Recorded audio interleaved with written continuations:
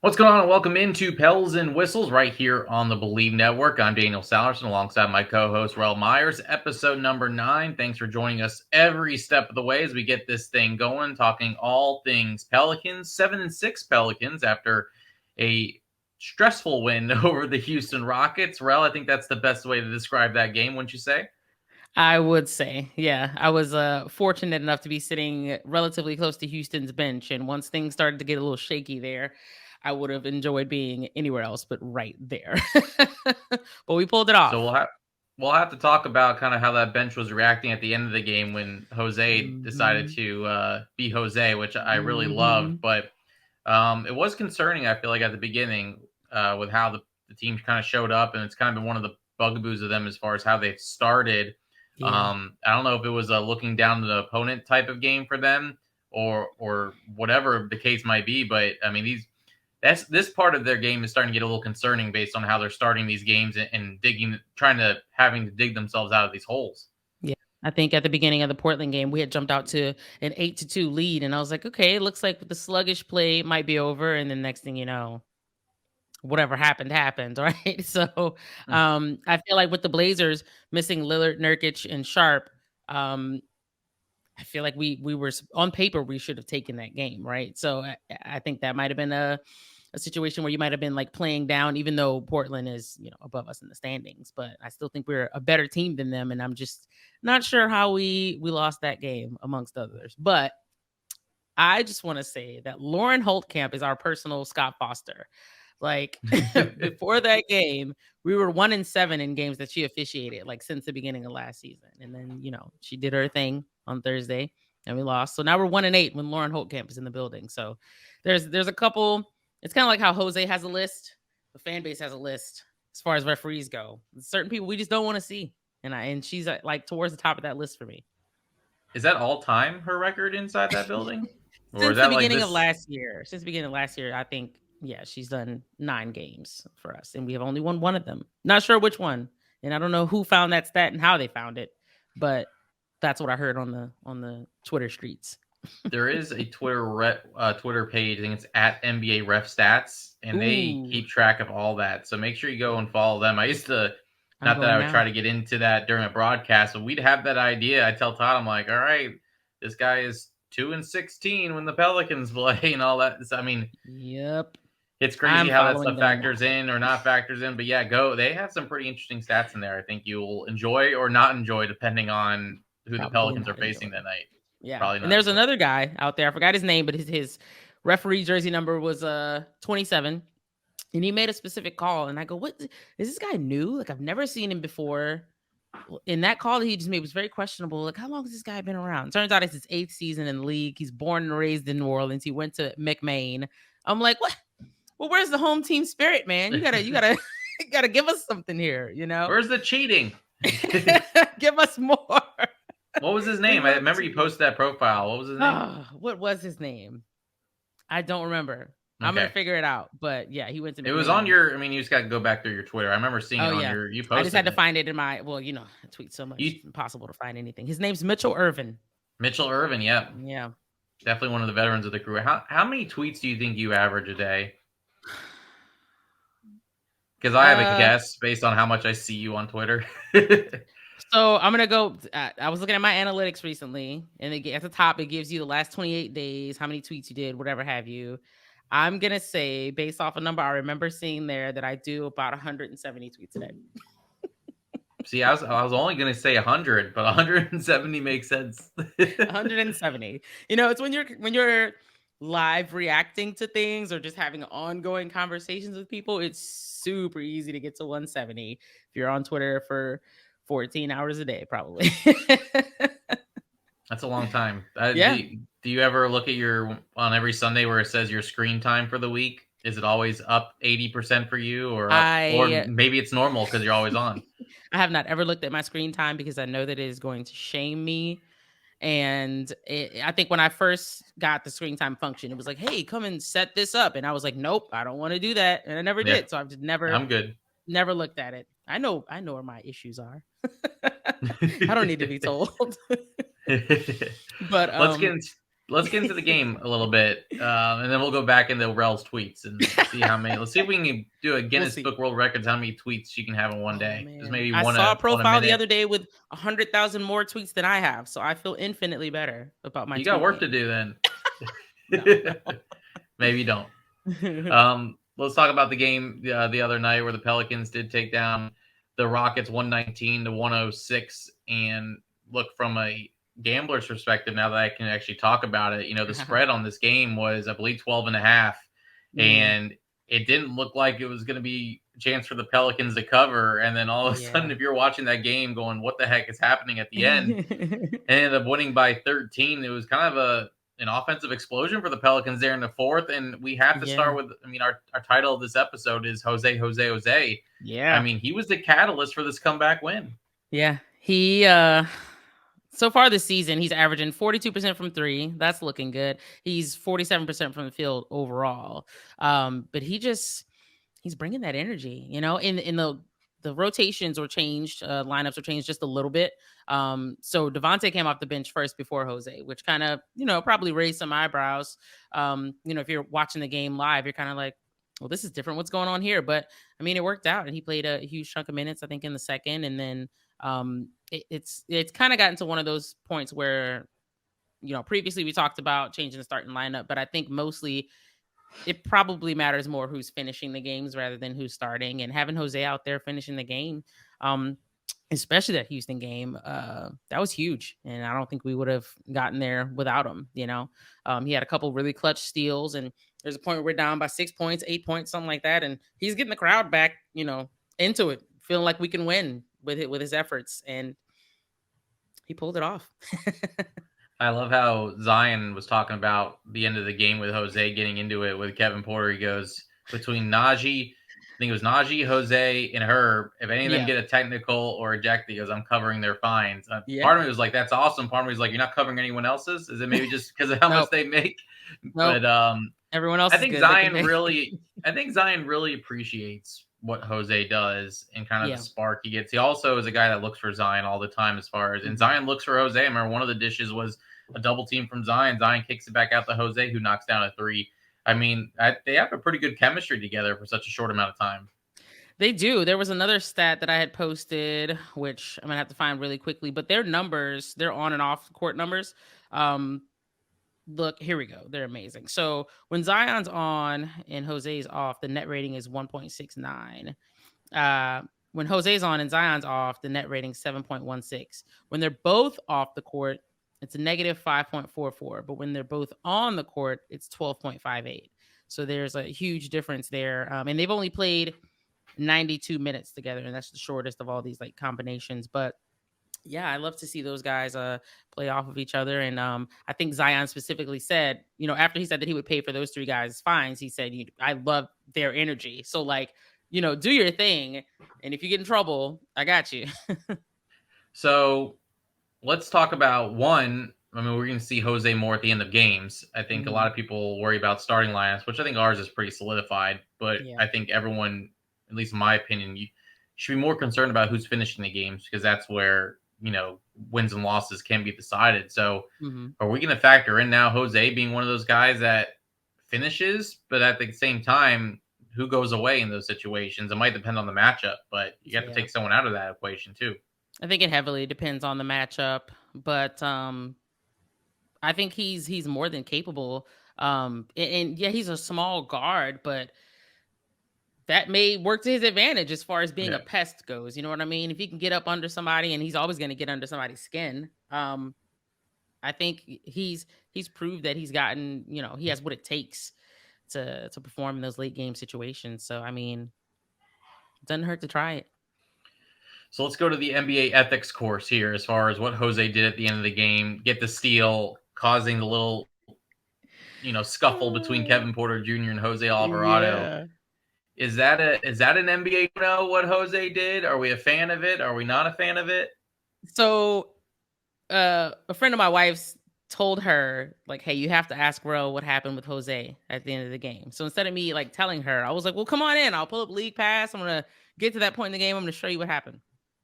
But I had to kind of explain to her that it started several minutes, back. Started a while back. Mhm. Um, but also there was something BI did in there too that was kind of an NBA no, breaking the unwritten rules. And so BI, he seems like he's dribbling it out. He's gonna wait for the shot clock to run out, but then he decides that he wants to drive into the paint, and then he dunks pretty much on Kevin Porter Jr. Yep. And it was an exciting moment, but according to the unwritten rules, you don't do that. Yeah. But it was like a frustration thing, He's just like, I just want to dunk this ball, and I'm like, hey, I'm all for it. After he does that, they're going to, inbound the ball, and I think Jose stole it there, right? Or Yeah. yeah, there's so many steals. It just I get them mixed up. So he's going to dribble the ball out. And I don't know if Kevin Porter Jr. thinks that Jose is trying to do the same thing, or if he just wants to like wrap him up because he's been irritated with him since like the 8-minute mark in the fourth quarter. Yeah. But technically, according to the unwritten rules, BI and Jose were both in the wrong. But according to the fan base rules, we don't care. Yeah. We don't care. We're all for it. That was a very frustrating game, and their bench was talking a lot of trash, man. They thought they had that game in the bag. And one of my friends is constantly yelling at one of these dudes who's in street clothes on the bench. And at one point, he locked eyes with her, and so at that point, she never left him alone. She keeps looking over there, and she's yelling stuff at him. And she's like, "You thought you had it won, didn't you?" Blah, blah, blah. Just like, I don't even know what she was saying, but she's just going on and on and on. And every time I look at him, he's looking at her and he's laughing. Can't tell you who the guy is. I've never seen him in my life before that night. But they thought they had it in the bag. And Jose said, not so fast. We're going to take over. The crowd's behind us. We're figuring stuff out as we go. But hey, we did it. But yeah, that third quarter, that brain fog wasn't looking so hot. But it's all about how you finish. Right. So going back to Jose and that unwritten rule, I actually saw it the other day too in Philly. It was Hawks Sixers at the end of the ball game, and it looked like I think it was Maxine and B were just passing it around, looking like they were going to run out the shot clock, and all of a sudden, top of the arc, and Embiid fires from three and drains it right on John Collins. Oh. Nothing was said out of it, but you kind of felt like, "Ooh, what are you doing there?" And he made it. I think if he missed it, it would have been okay.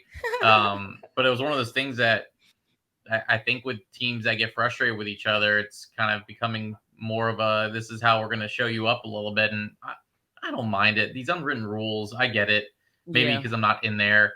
And maybe Jose probably shouldn't have gone for the steal when you're up by that much at the end of the game. But now if it happens the other way, we gotta be cool with it. Because if we're gonna be the one doing it. But the BI one I think was just as, I don't want to say just as bad, but that one is, like you said, it's a little dicey in that situation. But I think you needed kind of one of those games from not just both of them, but the whole team, because that Portland Trailblazers loss left a bad taste in their mouth. Most of this game left a bad taste in their mouth until they really got going in that fourth quarter.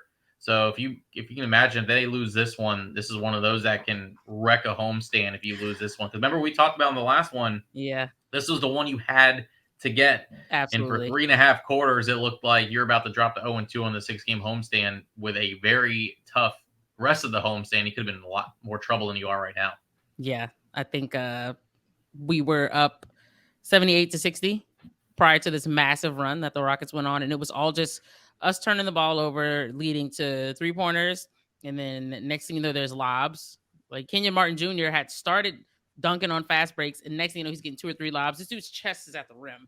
Like his bounce is insane and infuriating because we go from being up 78-60 to being down 98-90 before you know it. And it was like we were,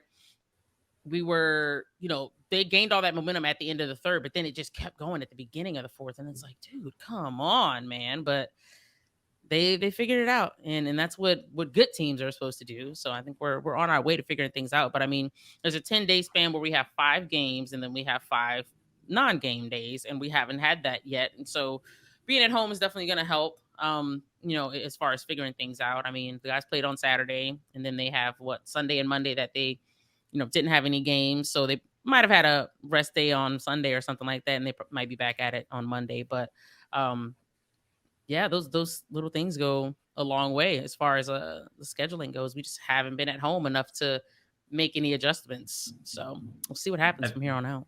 I think that's the tough challenge of playing also a young team because Houston has Mhm. nothing to lose. The Yeah. expectations, I think that's why you're seeing a lot of success from Utah too.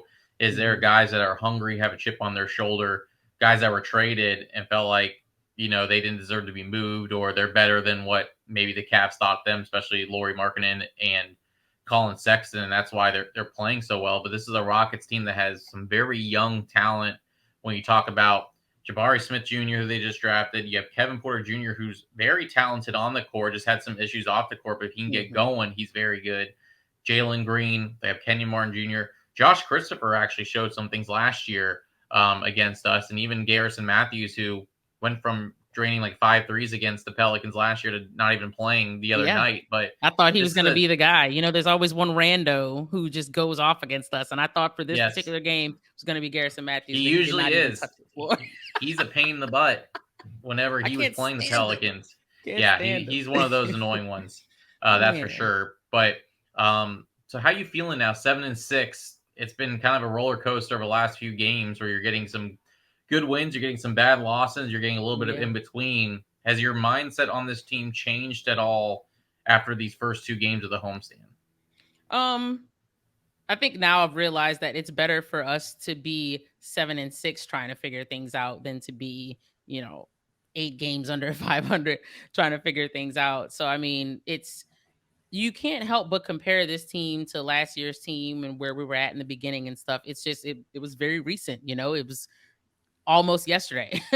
So it's impossible for me to not compare the two. So when I think about where we were through 13 or so games last season, 1-12, um, I can't help but be satisfied a little bit, with where we're at now. And I know they could be better, but they could also be worse too. And we just didn't have a um, really good schedule to start out with. And then we were dealing with injuries. I think we had BI missed 4 games or so. Zion missed at least 2. Hurt missed a few games in there. So all things considered, I think we're in good shape. And as long as we can continue to stay healthy moving forward, I don't see why we can't, finish this homestand on a strong note.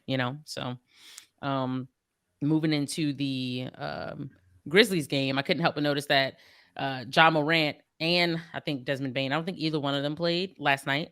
And they're both day to day. The last time I Which means looked, they're and gonna play on Tuesday. 100% they're totally gonna play. But on top of that, Jaren Jackson Jr. is close and he's playing 5-on-5 drills and stuff. And I'm like, oh, maybe they'll try to work him into things on Tuesday and he'll make his big comeback. But no, they might wait until they're back home instead of having him play his first game back on the road. But I think for Jaren, he's not one that you rush back just because you want to yeah. get the Pelicans. Like it's 13 games in. I think Right. Taylor Jenkins is a little more of like we want him fully healthy before we get back there, not rush him out against a divisional opponent when we need him down the road more than anything else.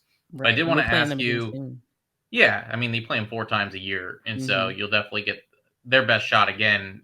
You still will get it. I mean they're a good team, whether those guys are playing or not. I know they lost. Right. I think it was last night, yeah, to the Wizards 102 to 92, Yeah. That was um nuts. but that means they'll be ready to go nationally televised too on TNT. So for Hmm. me being here in Atlanta, that's always a nice luxury to Oh have yeah. them on national television. What's the But start time another for you? It's like 7:30 or something. yeah, yeah. Wait till the West Coast games when I'm like, man, these are Oh now 10 yeah. o'clock starts. Not I'm gonna not be used to fun for that. you. No, it's okay though. It's okay.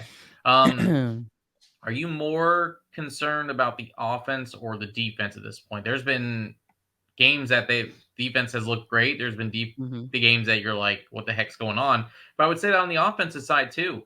So Yeah. if we were trying to evaluate this team, are you more concerned about one or the other, or is it just as a team in general? And I wouldn't say concerned, just more of Yeah. what needs to kind of pick up a little bit.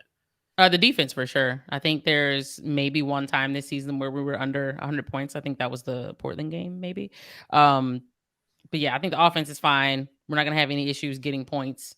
There are a lot of shots that usually fall that are not falling for us, but the defense is the main thing. Defense wins games, and free throws. But we've been looking good in that department lately too. But for me, if I got to pick one or the other, definitely defense. I would love to see Zion step it up on defense. I think I was listening to for the Wing podcast, um, and they were talking about how for a guy who has such a quick first step, on like the offensive end. Like, what's going on defense? Why can't he stay in front of people on defense? So I'd like to see a little bit more from him in that area. But as a team, we got to play better defense so we can put some of these guys away. Who asked him about defense during post game? I was trying to figure out who asked him the question, or he had him evaluate, and then Zion flipped the question on him and asked, "What would you think?" And he rated him a B minus. Do we know who that Yeah. was? I think it was Chris Dotson. I think Okay. it was Dotson, yeah. So, he said his mentions were blowing up, and there was a lot of mentions about, Drewski and stuff, because Zion sounded exactly like Drewski, the, social media influencer dude, which is it was funny. It was funny, that whole little interaction. So, yeah, I like that he can kinda be a little bit playful in those interviews. Yeah. Zion putting up some nice numbers: 26 points, 8 of 9 shooting, went to the free Mhm. throw line 12 times. I mean, Mhm. that's a Zion Williamson offensive game right there. That's for sure. Yeah. What did he shoot from the free throw line? He might have 10 missed of like 12. 2. 10 Yeah, and 12. he missed 2. Okay. Yeah, that's awesome. That's awesome. I'll take that. And I think there were people complaining about he needs more shots, he needs more shots, which I had previously said he needed more shots too, but if you get 26 points on 8 made baskets, whatever. I'd rather him be efficient. I'd rather him be That's efficient, cool. and I'm not worried about the shot total as long as he's efficient, as long as Yeah. it's working him in around the offense. Again, you don't want to Mhm. put the pressure on the other guys to feel like every possession you got to get the ball to Zion. Probably every possession needs to touch it because I think that Yeah. changes the dynamic of a half court set compared to a fast break and Mhm. things like that. When you start to double, that opens things up for some of the shooters. But I don't want it to get to this point where we're forcing it to him just to get it to him. And Yeah. so I think it's one of those things that you want BI to be involved, you want CJ to be involved. Obviously, you want Zion to be involved, and you want everyone. Jonas, works well with the offense too in some situations, depending on what the matchups are. So Mhm. for me, I'm not worried about Zion touches as far as like shots put up, but I Yeah. think he needs to touch the ball in every possession because I think it just changes the dynamic of that possession based on who he's playing. Yeah, definitely got to have touches, and I think we saw more of him bringing the ball up and everything the other night, and it works, and we just I think the third quarter that was part of our issue in the third quarter as well. Is I think he didn't have any field goal attempts at all in the third quarter, so you just can't have that happen. But I think we're looking in And good it's shape moving forward. and he had 6 assists too. I mean, that's Hmm. more impressive to me than the points because that means he's Yeah, looking for other guys. And yeah, so if he's going to be someone that draws so much attention and is able to get you 5 or 6 assists tonight, yeah. I'll take 25 and 5 and how many rebounds he gets. I mean, again, this team is built to kind of complement each other well. And Hmm. so there are going to be games that you don't need Zion every time to put up 30. You'd probably love for him to put up 30. Yeah, right. But when you have guys like Brandon Ingram around him who had 20 points, you had Larry who had 22 the other night. CJ's got to get going a little bit. He's been slumping, but if you get all three of that trio, CJ, BI, and Zion going, I mean, it Hmm. doesn't necessarily have to be one of them has to go off for 30 or 40. I mean, I remember us relying on, bringing Anthony up. Yeah, If Anthony didn't get going, you were in trouble. yeah. Whereas if one of these guys doesn't get going, you're still able to win. CJ was the one that had a hard time. I mean, BI was 42% of the field. He was 8 of 19, but I mean, that's Hmm. not a really efficient night. But Right. you had Zion that was really efficient and was able to get the job done. Obviously, you said defensively, I think all of them have some work to do as far as getting some stops, but they got stops when they needed the most, and you got yourself a victory. Yeah. So I'm looking forward to getting a victory against the Grizzlies. Whether they bring back Morant or Bain or Trip, whoever they got out there, I need to beat those guys. And they've never beat us with BI and Zion on the court. This just hasn't happened yet. And I think someone's always missing, or they beat us last year while we had BI. But I want to keep that streak going, and I have a lot of Grizzlies fans that I talk to on Twitter, and they're gonna give me hell. So I need for us to win. So That's important. That's yeah. important. And we need Jose versus John Morant, too. Yeah, yeah. Put Dyson out there on Bane, but we asked for Hey, Dyson, but Dyson came up with 2 huge free throws at the end there. I well, like how they picked the guy that they thought wasn't going to make any free throws, and he knocks because them the both down. the Rockets had to pick who shot, Yeah, right? In that yep, case, that's yeah. insane. That It's, I uh, just wow. I love that he that's how drained the them game both, though. goes. Yeah, I love he Yeah. drained them both. He was ready. He's been working on those free throws, man. He's not gonna let that happen again. So Well, Jose was our guy, and that's why today's show is Jose, Jose, Jose. What an unbelievable game for him. That was a lot of fun watching the ending of that one, too. I like when there's a little bit of a scuffle. It means they have the passion, they have the energy right now, which is good. They better be Yeah. angry. This Yeah. Pelicans team better be angry because I think they know, too, that as much as 7-6 is fine, they think Mhm. they know they can Yeah, be better than what their record shows, which is a good thing for sure. based on what last year looked like for this Pelicans team. I think a lot of us are looking at like a little, somewhat friendly rivalry with Memphis, but it kind of sounds like, we might not really care for Houston all that much. And we might have an actual rivalry for them. And, we definitely don't like Eric Gordon. We still boo whenever he has the No, ball. So that there's gonna be a bunch of us in Houston for those 2 games in March. They play on a Friday and they play on a Sunday, and I will be at both of those, and I will be loud. So yeah, we're definitely ready to face off against those guys again. But yeah, that's just so far away. But I think about it often. Ready to get on the yeah. road again. Mark those calendars for Rel and invading Houston in March. And also mark your calendars. Our next podcast will most likely be on Thursday as we'll Yeah. recap a back-to-back Grizzlies tomorrow. And then the Bulls on Wednesday. You complete the season series with the Bulls already in the month Mhm. of November. And hopefully that's 2 wins we'll be able to talk about on Pels and Whistles. This was a good one, Rel. I'm glad to Yeah. be talking about a win. And it should be fun tomorrow night inside the For Smoothie sure. King Center. Enjoy it. Yeah. Let's be 9-6 when we convene again. That sounds good. Again, don't forget to rate, subscribe, like, however you may be listening, however you choose to listen. We thank you, no matter if you're here in the United States or across the world. How about that? 11 different countries have been taking in our podcast, Rel. I love Isn't that it. Let's crazy? go for 12. 12 is a good number. So where's that Oh, next country going to be? I don't know. Send it to a friend if you're listening. Send us yeah, to a friend. absolutely. Spread the word. Tells and whistles on the Believe Network. All right, Rel, we'll talk to you on Thursday. See ya. All right, until then, I'm Daniel Salerson. Thanks for listening to Pels and Whistles right here on the Believe Network.